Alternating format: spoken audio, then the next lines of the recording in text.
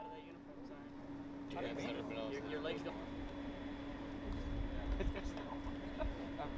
Make sure you got his D card in there. They're just bad. Depending on how high you are. Does it not have one? Starting a new one? Yep. Yeah, I already created a blank. And I created a geofence already as well. What happened? Hang on. Plan view vehicle change. I've never cut myself with a C-wire, but it's definitely ruined quite a few uniforms. Yeah? So how close? You got to start recording video on your last one.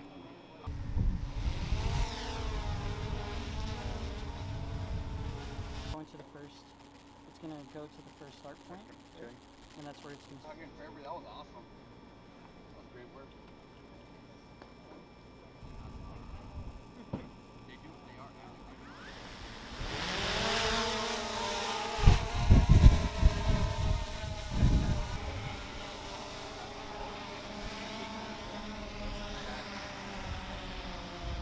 They are So my name is Sergeant Bay, and I'm with the 3rd Brigade Combat Team here at 25th ID, and I'm a geospatial engineer with the S2 section.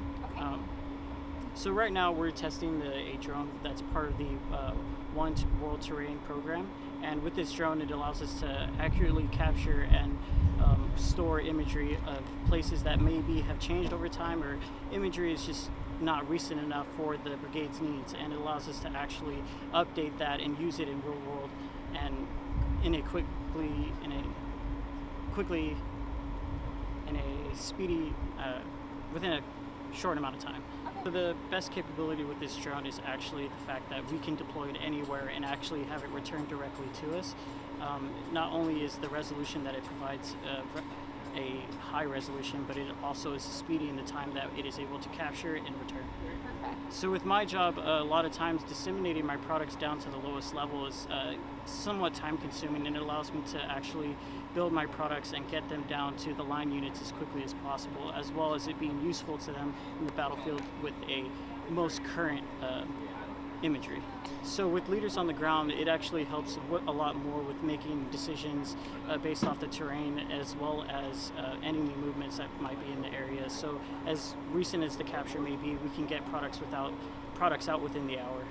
As these drones are being issued to units, they are making constant updates and improvements to it all the time. So any feedback that we really would like to give out, things that we might need or things that we don't need, the One World Terrain program is willing to work with us and get everything that we might need.